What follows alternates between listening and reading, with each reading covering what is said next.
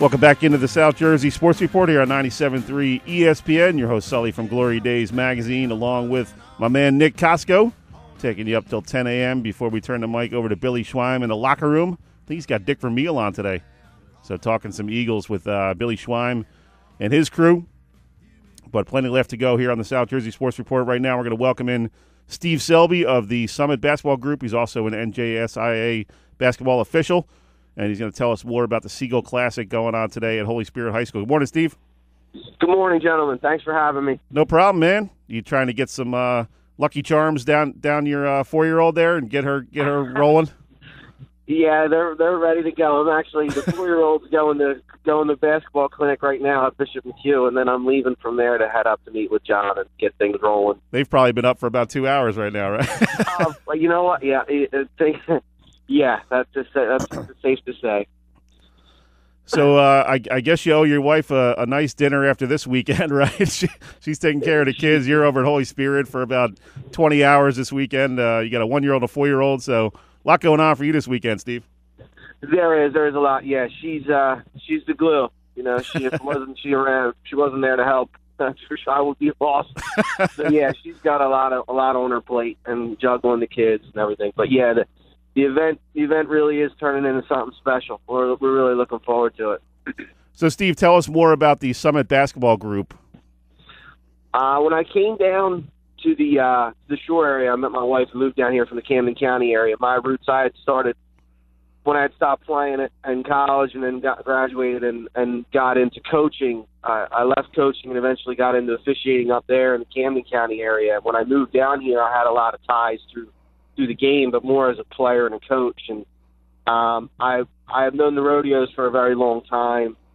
John and I kind of hit it off as soon as I came down in the area, and he told me more about what the kind of ideals of his group was to kind of forge relationships with coaches and officials, which other people saw as taboo, but for me it was always kind of a significant move to have good quality relationships with the coaches and officials. So we kind of saw the same mission. And, originally his group was just a lot of fundraisers he did for scholarships and so on and so forth. And I explained to him, this area was in need of, you have tremendous basketball at the Boardwalk Classic.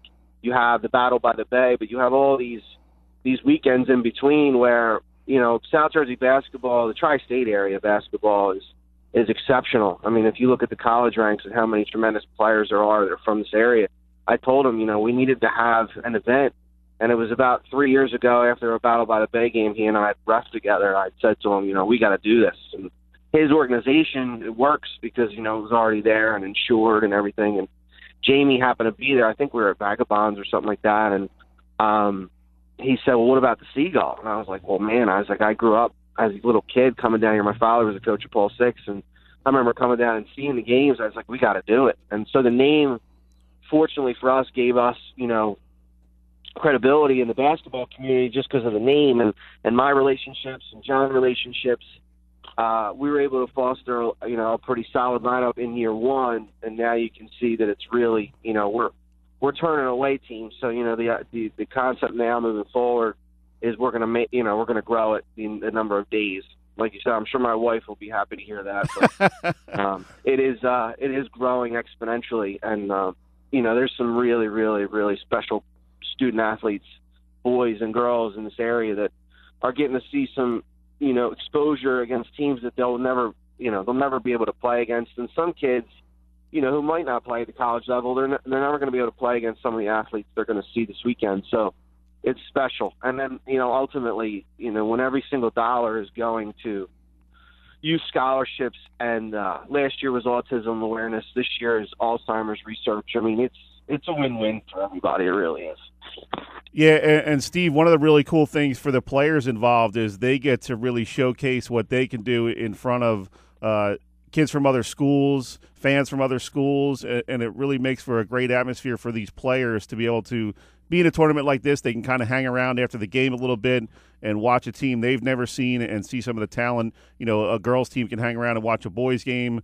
Boys can watch the girls' games. So you don't always get to have that when you're playing in the regular season because you're at different locations and that kind of thing. So that's one of the cool things is you get to see kids from different areas, and you got to get to learn some of their backgrounds and stuff. So it really does make for a cool weekend. Absolutely. And one of the things John and I, when we committed to doing this, we wanted to make sure it was a co-ed event. When you have talents like the girl Baines from Gloucester Catholic and Watson from Mainland, they're once in an area generational talent. Like you just don't have those kind of high level recruits. So you're going to see a lot of the boys. I remember last year that game went to overtime. You see a lot of boys in the stands in awe of what they're able to do, and it's special.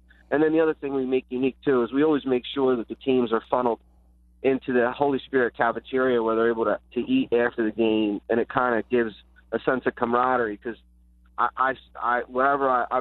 basketball has taken me to a lot of special places, and I stand by South Jersey basketball and tri-state area basketball. It's a unique fraternity, and it's special to see the guys, after they compete in some pretty heavy battles, and then they share, some food together, some laughs, and the coaches who we've been fortunate enough to get into the area, they're really tight. It's neat. It's really neat if you're able to come and watch and sit around and kind of see the demographics and the camaraderie. It's really, really special. And we're talking with Steve Selby of the Summit Basketball Group about the Seagull Classic. And Steve, that's really cool that you mentioned how the kids get to hang around with each other. And I really hadn't thought about that. And in this day and age with the social media, it's so easy for a kid to be like, hey, what's your Twitter handle? Let's follow each other.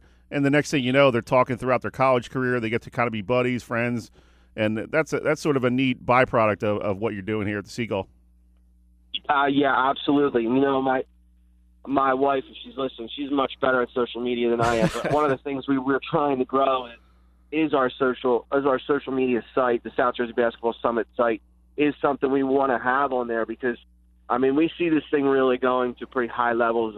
John Rodeo, for those guys who know him, he's about as passionate a guy as you can get, and his heart's in the right place when it comes to basketball and on and off the court. So it's neat that, as we see this thing grow, and the statistics, the numbers, the game highlights, Matt Ulmer, you guys, I can't say enough about what you guys do. Every time I turn the radio on, I hear you guys pumping the thing up, and it's really, really awesome. And we hope to have that camaraderie off the court when these kids are done, where they can go back and watch videos of the games and see the comments on Facebook and Instagram, all that stuff. It's really, really, really neat because they get after it. There's no love lost when the North Jersey teams come down here. They, for years and years and years, they're extremely dominant. There's exceptional talent up there, but you're going to see, for example, today you're going to see a Linden who's just a tremendous power come down and play. The Haddonfield team, who I had wars with for years, and Coach Wiedemann I played with, against in men's leagues and coached against. These guys are really, really subjected to pretty awesome moments. And, the people think it's trivial and silly to think of it as such it's just high school basketball, but it's really not. It's a fraternity. It's special. And these guys really, really, they've really, really, really come around to it. Steve, one of the coolest things about basketball is the relationship between the referees and the coaches. It's so funny how in basketball, like no other sport, the coaches are right there in your face the entire time. They're yelling at you. They're getting on you. And after the game, it's a pat on the back. Hey, Steve, how's it going, man? How's the family? How's everything? So it's kind of they get in that game mode. And it's like an alternate personality. Yeah, you couldn't hit the nail on the head any more accurate there. It is unique, and you have guys. People don't. High school coaches put countless amounts of hours into their craft, and they have to maintain school. They have to maintain what's going on at home. They have to, they're like father figures or mother figures on the court and in the gymnasiums. And then, winning means so much to them. There's not a lot of coaches out there who obviously aren't competitive. So like when you see these guys in the gym or these ladies in the gym and they really get after it, from a officiating standpoint, I have a little bit more of a unique standpoint on it because I was a coach. My father was a coach. I was a player. So I respect how intense they get. But yeah, of course you got such unique personalities. You have the Gene Allens, the John Brunos, the Scott Holdens, the John Leahy. I mean, these people, they're tremendous people on and off the court. They're obviously great coaches. I could list 50 of them right now. The Dave Deweeses who have been, vital in where this organization has been moving toward. But it's when you go to battle and they're killing you for 32 minutes, and then at the end of the game, it's like, where's everybody going afterwards? Right. And I'm like, well, me personally, I'm going to watch my children and with my wife. But those days of coming out with the guys, I look forward to those days again. But they really are. They do. They shut it off because they understand that, it's in the heat of the moment, and it has nothing personal. I think the best referees, the best coaches understand that. They understand that they're not there to, throw barbs. They're there to get the job done and work the officials, and the officials are there to calm them down and kind of direct them back to their team. It's simple. We're talking with Steve Selby of the Summit Basketball Group, which is putting on the Seagull Classic at Holy Spirit this weekend. And, Steve, we got about a minute and a half left. I wanted to give you an opportunity to do a little name dropping here and mention some of these people who really are instrumental in putting this tournament on. So the next minute and a half is yours to kind of talk about some of these folks that are doing such a great job this weekend. Well, obviously it starts with John Rodeo.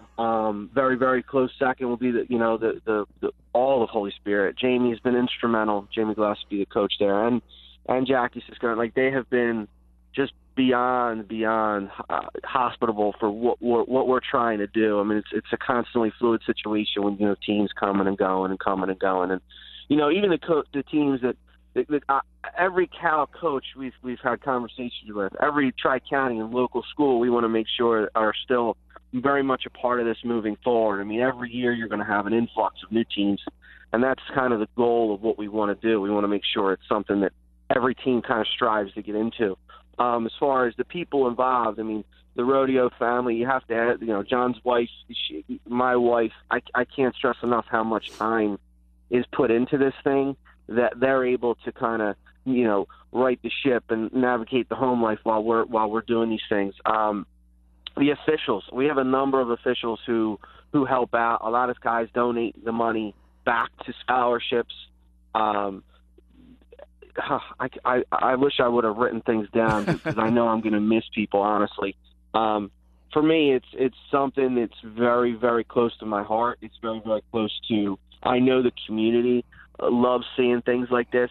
The support we've gotten from you guys, from the media, the Mike McGarrys, the Brian Kinnis, all these guys who are constantly looking to publicize our events, because I truly do feel like, I know Jamie had said in the previous segment that we don't cut corners. We don't. I mean, I'm partial to it because I'm the director with John with it, but I've been doing a number of these events as a player, as a coach, and now as an official, and it truly is top notch. And the ceiling is the limit.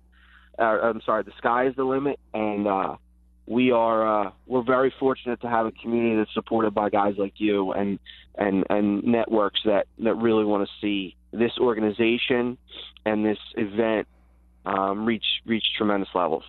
Hopefully I kind of gave the umbrella thank you there. Steve, get your debit card ready because you're going to owe your wife a nice dinner next weekend. Well, I'm hoping that when I see you today and the kids are there, I'm just going to pawn them off on you. He's still looking for that. Yeah, sure. I got 17 nieces and nephews. I'm used to little kids. So. All right, guys. Thank you so much for having me, man. Awesome. Appreciate it, Steve, man, and have a great weekend up there. We'll see you in a couple hours. Excellent. Safe travels.